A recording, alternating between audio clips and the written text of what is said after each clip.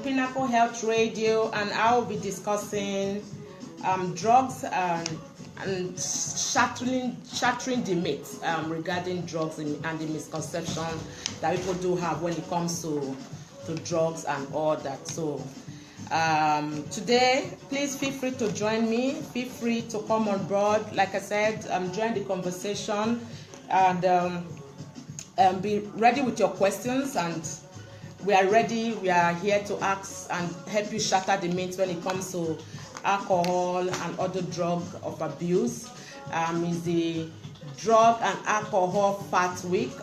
Like I keep saying, since on Monday we started this program, it's a national drug and alcohol fat week which occurs in the US. But I had the privilege of being one of the participants that was amongst them last year for a 3 weeks program, and we've registered with over 2,000 people all over the world, and we are to promote this. We are to talk about this for this whole week. But of course, like I said, this is not a one-off thing. This is not a program that we'll just do just this week and we'll just let it go. No, we are going to do it over and over again. We are going to schools. We are going to different schools. We are going to, like this afternoon, we already have one school we are going to go and talk to them on drug abuse and other things that are happening and why they shouldn't go into drugs. So, but this afternoon, like I said, we're talking about the drugs and shatter the myths that is related to all the misconceptions when it comes to drug and other substance abuse. And I'm so sorry yesterday I couldn't come on board. Why? Because there was an emergency somewhere, not within a hospital, but there was an emergency regarding somebody with this traffic, and that is caused by what do we call it now? Fuel scarcity. I don't know if that is genuine or real or fake fuel scarcity, but somehow there was an emergency that, being a physician on the road, I just had to manage. So I'm so sorry if you tried coming on board yesterday and sadly it didn't work out. So, but feel free, please join in. Cynthia Obajio Kere, thank you very much. You're watching. Comrade Murtala Mohammed, you're watching. Chichi Angel Lopez, thank you. Bello Bayemi, thank you coming on board. Please feel free to share. We're going to say a whole lot on shattering the myths and misconceptions when it comes to drugs. So the truth is that we've had some questions we wanted to ask. We've had some people that said, yes, what are these myths? What are the facts that come with it? Everything has facts, and we are not just going to just talk about just the myth and then we won't tell you what the real fact is. Oftentimes, drug abuse and addiction, people use them interchangeably, but the truth is that they is different. There are two different types of words we are using here. Addiction, like I said on Monday, doesn't just occur. It's a process. You first experiment, then you become a regular user. Then it comes with risk. There's dependency and tolerance before people now get addicted. People don't just get addicted for taking any of these substances. It takes time. It is a process. And abusing drug does not mean that you must be addicted. So we need to get this clear. Abusing any substance, whether it's alcohol, marijuana, cocaine, heroin, ecstasy, anyone, it's not necessary that you must be addicted. You may be just a regular user, but you are using it and may be affecting you. So addiction is so using it interchangeably means that you've been using the words wrongly. So, but the truth is that drug abuse is the habitual taking of drugs. So we need to put this straight. It's the habitual taking of drugs, and it's an extremely desire to obtain and use increasing amounts of one or more substances. So people then have that desire to increase because the effect they had a week or 2 weeks ago, they are not longer having it, and then they have to increase just to get that same effect. But on the flip side, drug addiction is a physical and psychological dependency on drugs to function. depending on which aspect of your life you want to function. So this leads to symptoms of withdrawal if the drug is disconnected. So you see sometimes people, they take a particular kind of substance and on their own they just feel like stopping, and then they start having some symptoms. Some don't really know the names of these symptoms. It's we call them withdrawal symptoms. And so in the process of trying to stop that drug of abuse, they start having withdrawal symptoms. The fear, oh, I may die, what will happen? They quickly rush back to taking the substance, and then it becomes a vicious circle. So the withdrawal symptoms goes away, but the person is gradually getting addicted. And oftentimes you now see that the person will now start neglecting all the other things about him or herself, personal hygiene, it starts affecting his work, it starts affecting his relationship with other people. So it narrows down to just taking this substance. So every other aspect of his life is like, it may not be square zero, but really affected. And then they may start even having what we call forensic issues, like issues with the law, because they are taking some risky behavior and all that. And in that aspect, so some of these are usually taken as a fact that they are widely, entirely wrong. So you see movies, music, television, books, the internet, social media, peers, and even parents and guardians are common source of these misconceptions we want to talk about today. I'm a mental health physician, and oftentimes when you watch Nollywood, you see that anybody that is mentally unstable is on the street, tearing his clothes, eating from the trash. Those are misconceptions. Those are myths. Not everybody who is mentally ill must be on the street. Not everybody who is mentally ill must be running helter-skelter and tearing his clothes and eating from the trash. Like the idea that coffee sobers you up after drinking, or that marijuana is not addictive, are popular myths amongst teens. So most times drug abuse starts from peer pressure or the decision to try something with the logic that it will be one time only or not harmful. So a lot of times you see people just say, oh no, especially our teenagers, no, it's a one-time thing, it's not, I can stop when I want to stop, it's not harmful. So dozens of things around the world have passed away from this first-time use. So the issue of prevention is better than cure is what we are going to really nip in the bud.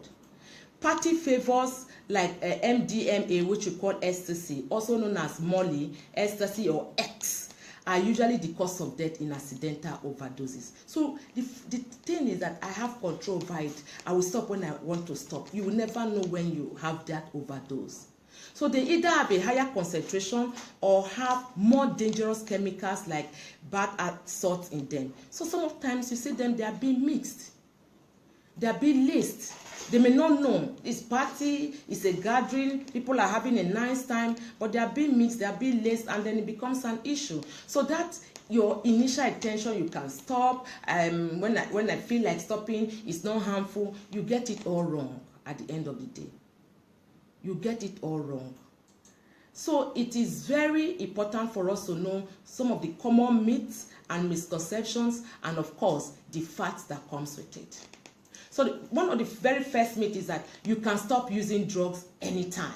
So you see that your teenage daughter or son or somebody around your workplace, oh no, it's something I can easily stop. When there's no, it's within my control. The truth is that withdrawal sickness, believing you must have drugs, and being around people who use can make stopping drugs use very difficult.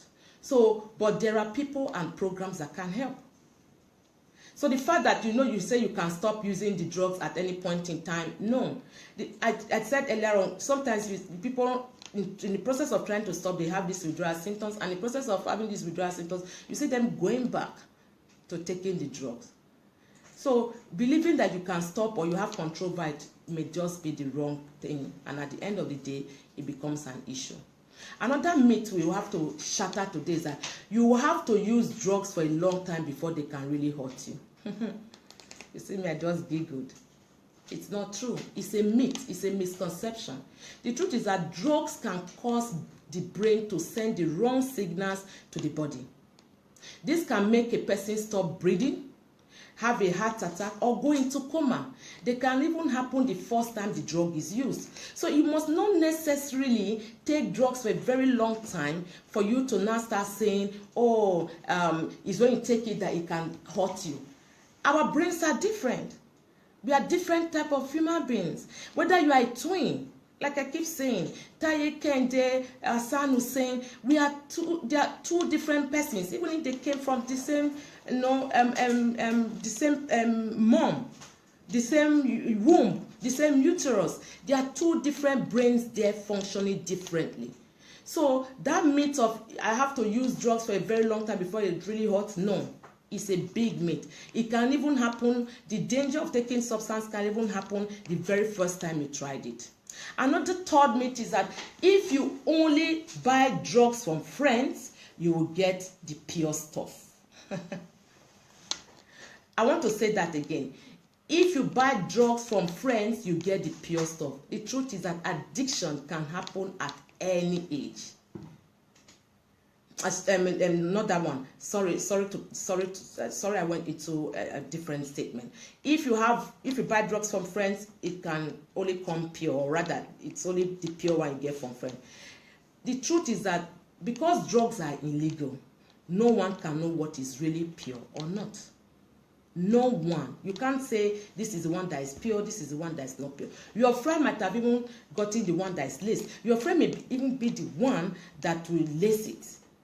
I'm not saying that you don't have true friends out there, but the thing is that because drugs are illegal, people don't come out, to say this is what I sell, this is how I do it, this is the norm, these are the standards.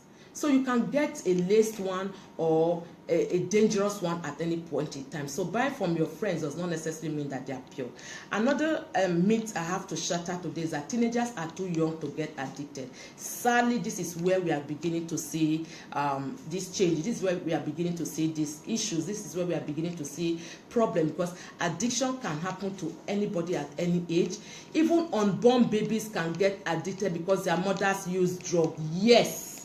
We have seen babies trembling, shaking, crying excessively, very irritable immediately after birth because their mothers were using drugs. And these are children that now have to go through the process an adult will go through: withdrawal symptoms, detoxification, and getting them back on track.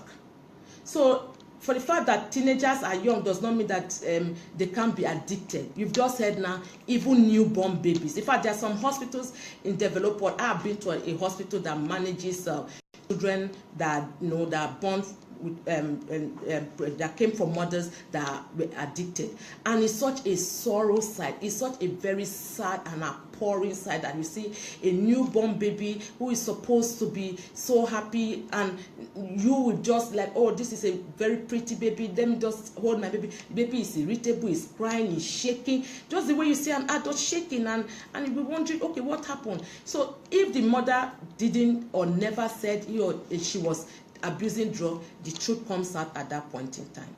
So please, teenagers are not too young to be addicted to drugs. Another thing is that marijuana is not addictive. I've heard this over and over again. I've heard this among our children who read wild. I've heard it among our teenagers and even my colleagues and friends telling me that, oh, some states in the United States have legalized marijuana. It then means that, it's medicinal, it's not addictive.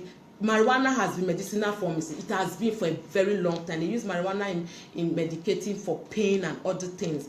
It can be prescribed. For the fact that in some states in America now have legalized marijuana, the truth is that it can be addictive. It's not one substance that is in marijuana. The addictive substance in marijuana is 9-tetrahydrocannabinol. That doesn't mean that marijuana can be addictive.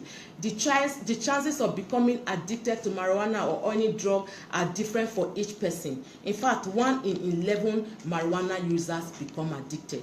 That is the myth I have shattered. 1 in 11 marijuana users become addicted. So marijuana is addictive, and we need to understand that it's not just for the fun of it. You can get addicted, and you may not even know when you become addicted.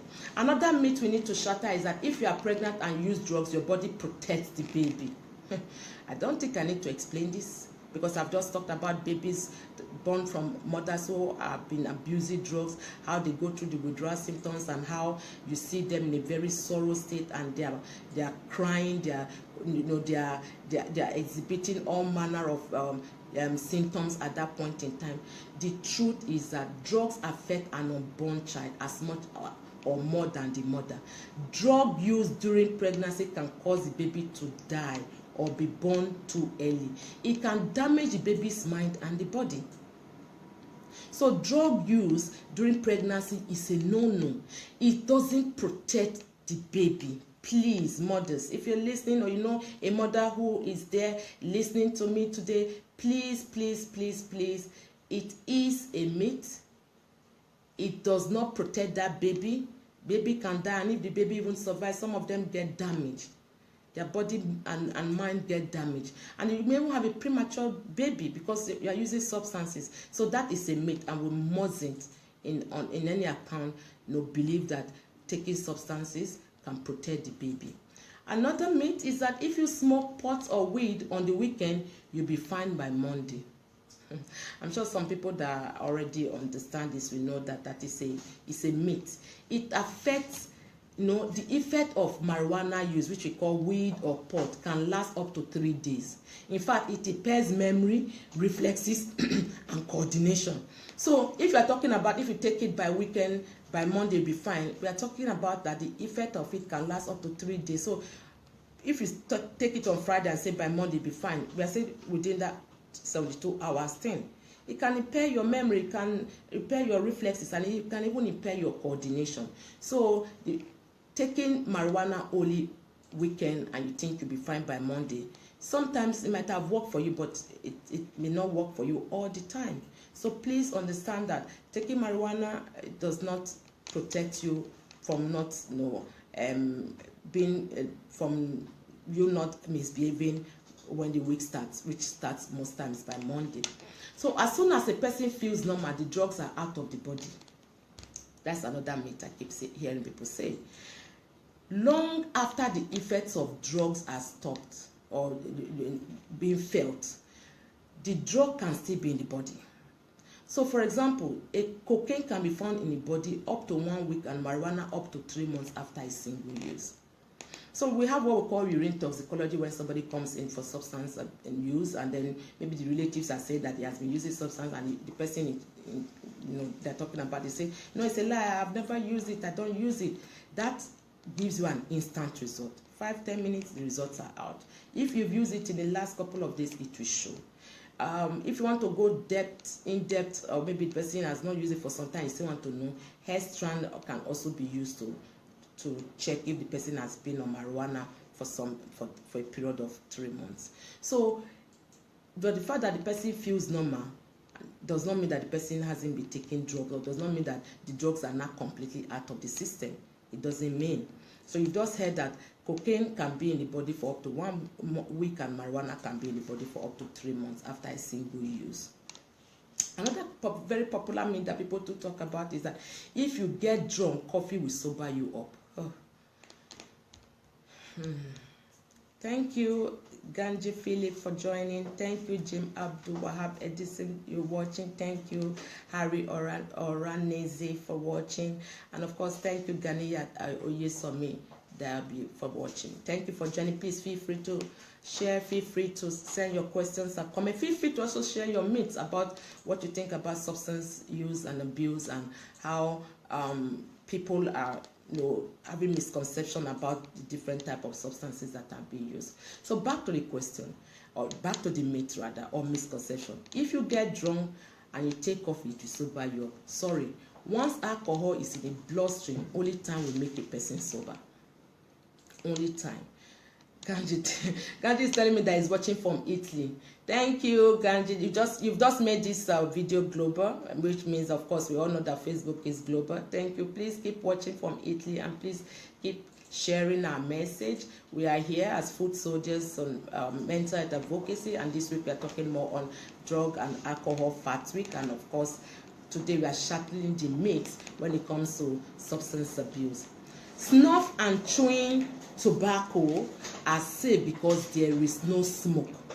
So my uncles, aunties, grandpa, grandma, the people who think that when they take snuff or they are chewing tobacco, it is safe because it doesn't have smoke, this is the fact. The fact is that smokeless tobacco can cause mouth and throat cancer, high blood pressure, and dental problems. So it can also lessen the senses of taste and smell and can cause bad breath. We are not saying that you must be addicted to it. We are not saying that there are terrible signs and symptoms. So the truth is that we can't run away from the cancer that we just mentioned. Bad breath, you may be brushing your teeth often. Dental problem, you may go to the dentist and take care of it. High blood pressure, you know that is a silent killer. Somebody can just die of heart attack, and it may even affect you even worse than what you expected. So snuff and chewing tobacco, which are smokeless, does not mean that you are taken out of these complications that come when you take other substances.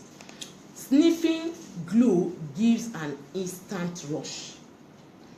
There isn't time for it to hurt you. That's another myth a lot of people do have, that when you sniff glue, it gives you that instant rush, that euphoria, so there is no time for it to hurt you. The truth is that inhalants enter the blood, and when inhalants enter the blood, they go through the blood in seconds. I want to repeat that again. When you inhale any of this glue or other substances that are glue-like, they are inhalants. So they enter the blood, and when they enter, they go through your blood in seconds. So sniffing larger amounts can cause a heart attack or death from suffocation, because inhalants replace oxygen in the lungs. Inhalants replaces the oxygen in your lungs, so you can have a heart attack. You can die for suffocation. So don't think because you are sniffing inhalant and it gives you that instant rush, there's no time for it to hurt you. It can, because it goes through your blood in seconds. And of course, when people are inhaling, they don't just inhale small, they inhale large amounts. So inhaling large amount can lead to heart attack, and you can die from suffocation because it replaces the oxygen in your lungs. Another myth a lot of times people talk about is that pot, marijuana, weed isn't as bad as smoking cigarette. We talked about this on Monday. It is bad. Marijuana smoke has more cancer containing chemicals than tobacco. So smoking marijuana as a teen causes loss of IQ points that you may never get back. IQ just means your intelligent quotient. IQ just means to show how smart you are. IQ just means, okay, the way we talk to people, your IQ is low, oh, he has a very good IQ and all that. So marijuana, the myth about it is that it's not as bad as you smoking cigarette. It is bad. You just heard all the complications that come with it, especially among the teenagers, especially the growing brain, especially the brain that is still developing. It has more cancer chemicals than tobacco, and of course smoking marijuana as a teenager can make you lose your IQ points that you may never get back. So the person grows, and the person is not so brilliant, or is not so as bright as he or she used to be. We wonder what happened, because they started marijuana at a very young age. So those are the things we need to put nip in the bud and understand that these myths that we are shattering today, they are very important. Another myth is that you can tell if anything is added to marijuana. You can tell if anything is added to marijuana. The truth is that chemicals can be added to marijuana leaves without the user knowing it. So the chemicals that are added to marijuana will not know. It doesn't. The user will not even know. Drugs like PCP could be put in the dry leaves, and of course chemicals could be sprayed on the plants without picking. So some certain things can be added to this marijuana and you will not know. So don't think that what is added to marijuana you will know instantly. Oftentimes we see people taking marijuana, they say, oh, it's just marijuana. It may be laced, it can be laced with anything. And once it is laced with any other chemical, because it's your brain and it's your brain that's specific to you. You've taken marijuana for some time and now you are not taking marijuana laced with some other chemicals that your brain may not agree with. You start having challenges, and these challenges may be detrimental. It may cause death, it may cause heart attack, it may cause some other acute psychotic, what we call acute psychotic symptoms, that the person will just remove his clothes, tear his clothes, jump on the street, or become aggressive, fighting or beating people, just because the body system is not agreeing to that. So that myth, it's wrong, and the fact is that you will not know if your marijuana is laced with any other thing. Another I would say this one is very common reason why people take drugs, and they think that it's just for the fun of it, which is a myth, and we are here to shatter it today, is that drugs relieve stress. They help to deal with problems. Drugs relieve stress and they help to deal with problems. The truth is that drugs can only make people forget and not care about their problems, but it's a temporary thing. It is temporary, because when the drugs wear off, the problem is still there. So drugs does not relieve stress. It's a temporary thing. You cannot just take drugs thinking, oh, because you are taking it, your problems are gone. It's a temporary thing. We need to understand that. When the drugs wear off, this problem is still there. So the best thing for you to do is that know what the problem is, deal with the problem. If you can deal with it alone, deal with it. If you cannot deal with it alone, get people that will help you, resolve the issue. Taking drug is not the way out. You have pain, you take painkiller. You have broken your limb, you go to the orthopedic surgeon, you get it fixed. You are dealing with stress from one aspect of your life, maybe financial stress, emotional stress, spiritual stress. Find how to deal with it. Taking drugs is just a temporary relief. So once this drug wears off, you're back to square zero. Your problem is still there, and you haven't resolved it. And then you go back, and it becomes from experimenting to being a regular user, dependency setting, tolerance setting. Before you know what's happening, you are addicted. So you are going with two problems now. The problem initially thought taking drugs will help you relieve. Now you are not taking drugs. The problem hasn't gone, so you have two issues, which is worse. So it is best for you to know what the problem is, resolve it amicably, whether with yourself or get people that will help you. And that is why we keep preaching you having a healthy support system. Because when you have a healthy support system, it will help you resolve your issues.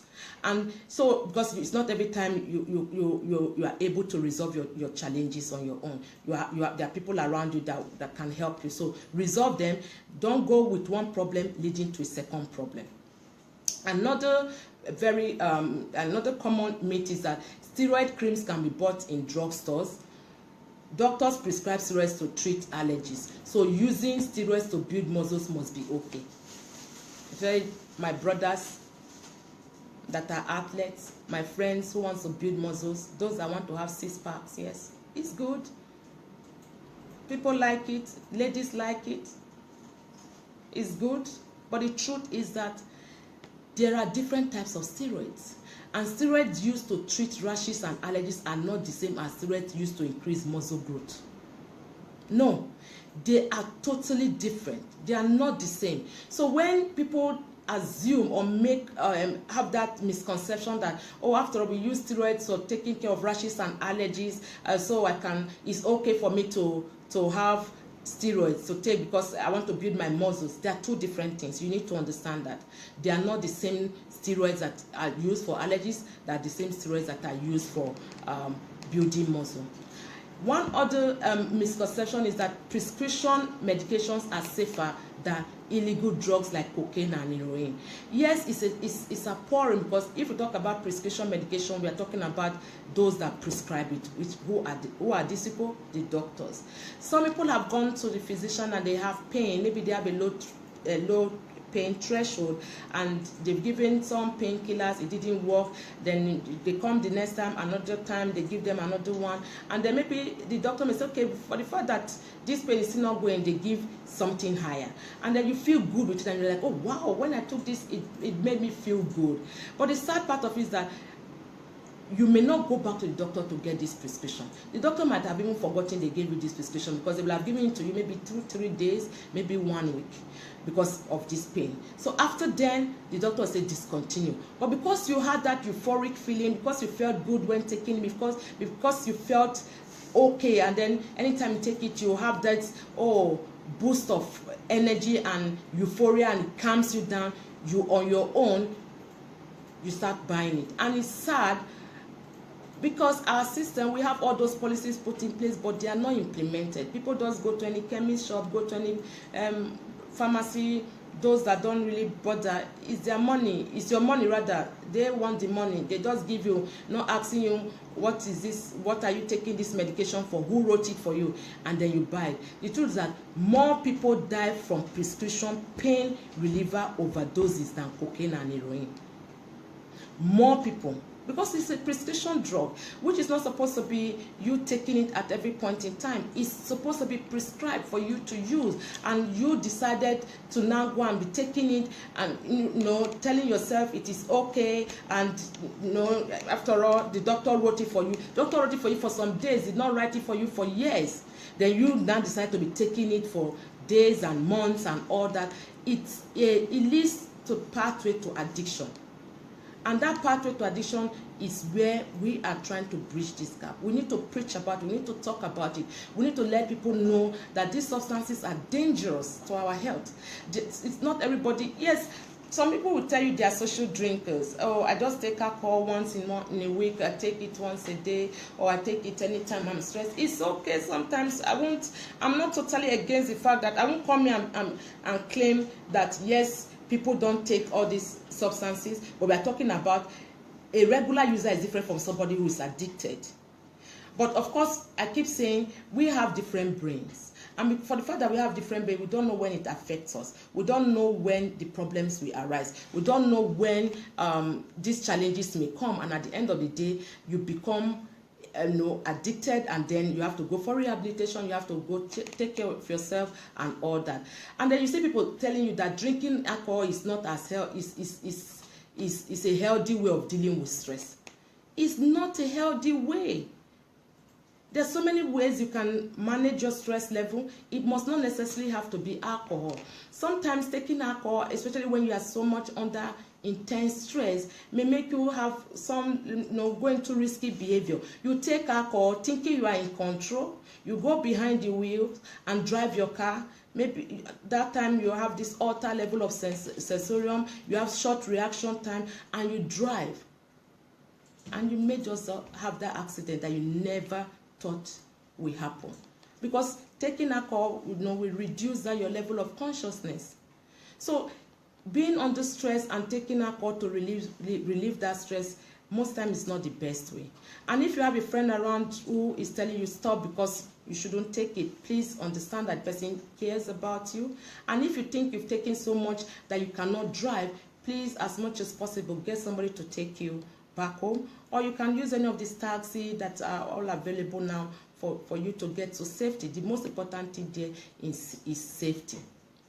One other fact I want us to know is that a lot of times people think that when you take ecstasy, this MDMA, they feel as much as possible it's good for them. The truth is that some people who use this might feel so alert and hyper that they could keep dancing at a club for hours. So the club goers, you find somebody is always, the person has been dancing, is everywhere, is a lot of energy. This ecstasy, this is a fact about it. You see them dancing a whole lot in the club. They are losing their sense of time and dangerously raising their body temperature.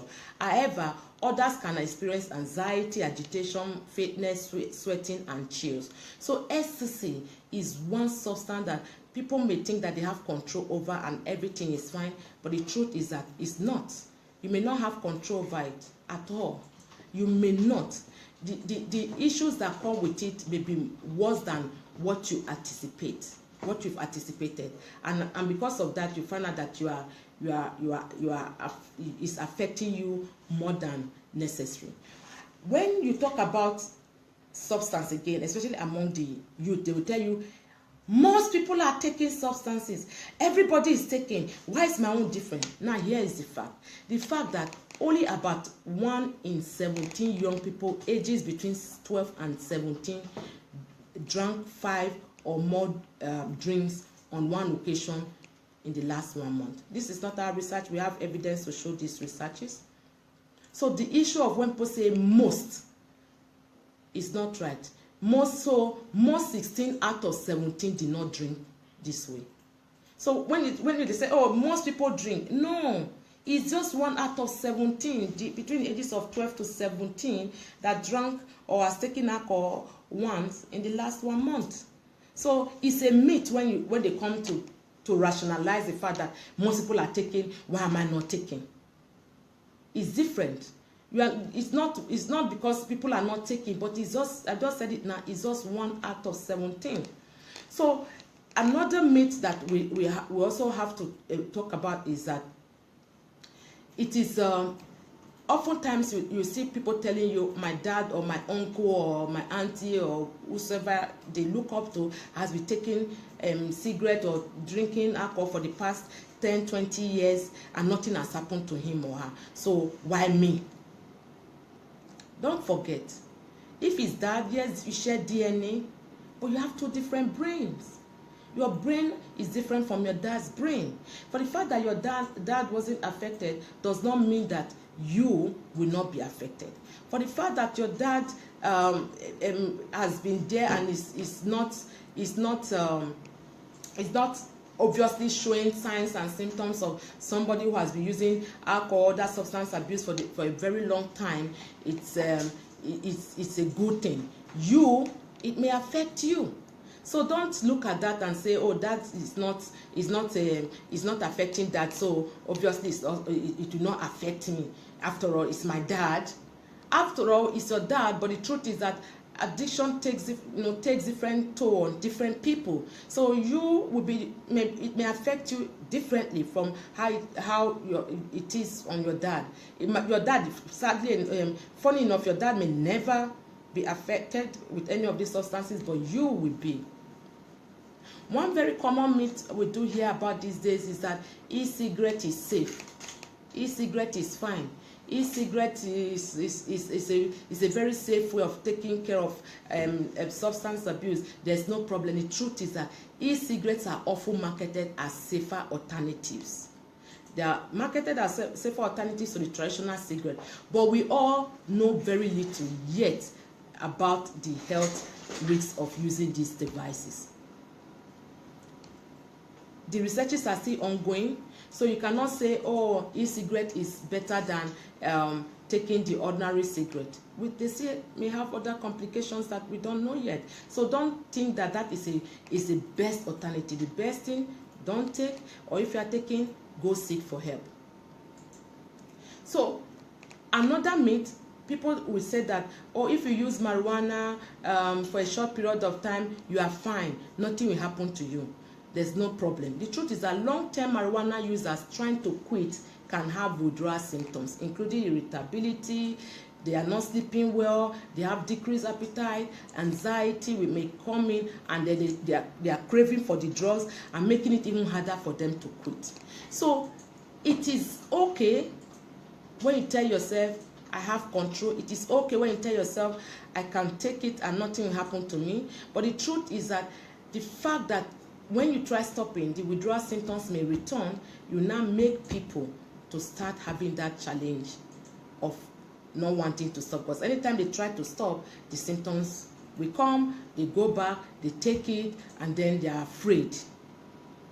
They are afraid that, oh, something terrible will happen to them if they stop. But the good news about it is that people that take any alcohol or any other substance and they be abusing and they think that they can't stop, or they've tried stopping, they can't stop on their own, there is treatment for it. Don't sit down on your own and say, okay, you want to stop it and it hasn't stopped, and then so you give up. No, there is treatment for it, and they can be rehabilitated and they get back to their life fully well. Sometimes you hear this myth about people saying that, oh, if you take substance, you can never be, it can never affect your mood. In fact, it even makes you happy. It is not, it doesn't have any association with depression. Now, let me shatter that myth for you. The truth is that if you've been feeling sad, hopeless, irritable for a long period of time, you might have depression. So now, in trying to manage depression, some people may start taking or abusing a substance. Anytime they take alcohol, they feel good. Anytime they smoke, it makes them feel good. Marijuana is often the commonest one they abuse, not cigarette. Oh, it makes them euphoric. Temporarily, the problem goes away. Girls are more likely than boys to have depression. Likewise, women more likely to have depression than the male. Teens who are depressed may be moody, they may get into trouble at school, be negative, grudgy, or feel misunderstood. So, taking substance and being depressed is interlinked. Some people, they are depressed, they take substance to alleviate or take care of their depression, but the truth is that that is not a treatment modality.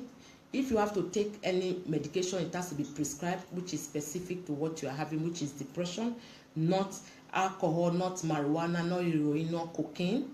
No, it is not the treatment for depression. Why some people, because they are taking substance, they may go into depression. So you have to manage it. So it's a kind of what we call comorbidity, co-traveler. They go together in that person. So you manage the drug addiction and you manage the depression. So either way, some people can be depressed and have addiction, or they are addiction, they're addicted to any substance and go into depression. So it's interlinked, it's interwoven, but both medical conditions can be managed respectively.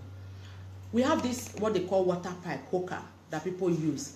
And one of the myths is that it is less harmful than when you take a cigarette or any other addictive substances. The truth is that if you think that hookah or water pipe is less harmful than smoking cigarette, it's not. It still delivers the addictive drug nicotine to your body and is at least as toxic as the cigarette smoking.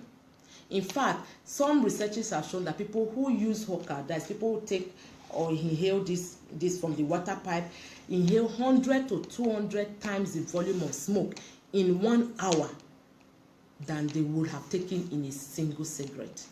I think I need to repeat that. People who take water pipe, this hookah, the hookah that they take, thinking that it is less harmful than when you smoke cigarette. The truth is that it's as toxic as when you take cigarette, because it has nicotine too. And some researchers have shown that people that take them inhale 100 to 200 times the volume of smoke in 1 hour than when you take a single cigarette. Another myth which I have to shatter today is that some people think that if they take what's this other one again? If they take cigarette, it's totally different from when they take marijuana. That marijuana is the one that is more harmful, more addictive, and has more damage than when you take cigarette. It's the same. In fact, it can even be more damaging. Another myth that follows that closely is that I don't smoke. It's my friend that smokes, so I will not be affected. Researchers have shown that passive smoker, meaning you are a friend to a smoker, or you that stay with somebody that smokes, you that have a spouse that smokes, you can be a passive smoker, meaning that the active smoker who actually smoke, when they puff out that smoke, you inhale it. Oftentimes, you that inhale, you the passive smoker, you inhale more than the active smoker. So you tend to inhale more than that passive smoker. So you are also liable to have lung cancer and other complications of the person who is an active smoker. So having a friend or a relative or somebody around you who smokes and you being a passive smoker is also hazardous to your health, and it can be very harmful. So we don't just say, oh, it's none of my business. I don't care. It's not me that's smoking. And then you are always in a club, inhaling smoke here and there. You are different. The way it may affect you will be different from the way it will affect another person. So you need to understand that I need to take both steps in taking yourself away from such environment that may affect you when it comes to that. So we are rounding up today when it comes to the myths and misconceptions concerning drugs. Like I keep saying, it's a whole week. We are on again tomorrow, we are on again on Friday. We are going to different schools. So if you're watching, or if you watch this video later and you know of a school you think we should come in to share our knowledge, it's a sensitization exercise, telling our students, our teachers, also training them and educating them, because teachers are also parents. Even if you are not a parent yet, you are parenting a child at that point in time. We also want them to be enlightened. We also want them to follow this advocacy in trying as much as possible to sensitize the youth, especially our teenagers, in not going into any of this drug and alcohol abuse. It is not good for their health. In fact, it reduces their IQ points, so it makes them less smarter than they should have been. So the fact that you see some people, a lot of times they will now start rationalizing, oh, he has been taking marijuana for a long period of time, he is very smart. He might have even been smarter than that. So it's not a justification for you to say because XYZ is taken, you won't be affected. So feel free, send us a comment on the school you would like us to visit, send us a request, let us know the school, get us involved, we will be there, we will show. It's not just this week we are going to be talking about it, it's all year round, every time. We know this is a societal menace now. We need to curb this scourge. We need to deal with this. We are seeing a lot of videos trending online, a lot of messages talking about drug abuse, and of course, like I say, going to controversy sometimes doesn't help, especially when you're an expert. So with me, I won't go into the fact that, oh, there's one trending video is talking about drug abuse and the person came out and said no, it's not, it's rather is saying no to drugs and all that. The thing about it is that every child, every one of us came from a family. We need to understand that. We need to tell ourselves, we need to educate ourselves, we need to encourage ourselves and give them much in-depth support. So talk to our children, talk to ourselves, encourage ourselves, have effective communication to discuss with your child and let your child understand the complications, side effects, and the hazardous things that come when they go into substances. You need to also, on your own, if you are taking any of these substances, children do not just listen to you these days. They watch what you do and they imbibe it. And if you are taking alcohol, taking cigarette, taking marijuana, and your child goes into it, he's going to do it because he sees there's no problem. After that is taking it, can still pay our school fees, he can still take care of us, so there's nothing wrong. So you have to do it discreetly. You have to let the child know that, talk to that child and make the child feel comfortable to talk to you when he has pressure, because peer pressure has been seen as one of the major factors that makes children go into alcohol and other substance abuse. Help them to build their self-confidence, their self-worth, their self-esteem, and holistically, we are all in it together to build a healthy society. And the people that form this healthy society are individuals like you and I. And our children, our legacy, they are our future. We cannot do without them because we actually brought them into this world. We need to be there for them, guide them, support them, encourage them, see them through, so that when you grow old, in the Maslow hierarchy of needs, there's what we call self-actualization. And in self-actualization, you have to be able to feel good in yourself and tell yourself, yes, at this stage I am in, I've been able to bring 4 children who made me proud. And I'm proud I have self-actualized. So as I sign out today, thank you very much for watching. Please feel free to share. We have talked about loads of myths and misconceptions when it comes to drug and alcohol use, and we've been able to shatter most of these myths. There are so many of the links that we can also share with you to tell you that there's scientific basis to all this. Tomorrow we'll be talking about another topic on drug and Alcohol Fat Week. And of course, we're on Twitter, we're on Instagram, we are, like I keep saying, we are going to schools. Right now, we are setting out to go to a school around our neighborhood. Feel free to send any school across to us for us to visit. And please, watch this video, share with your friends, pick out what you have found useful, send your comments for the one you think that you didn't really understand. We are ever ready to help. Thank you and remain blessed. Visit our website www.pinnaclefradio.org.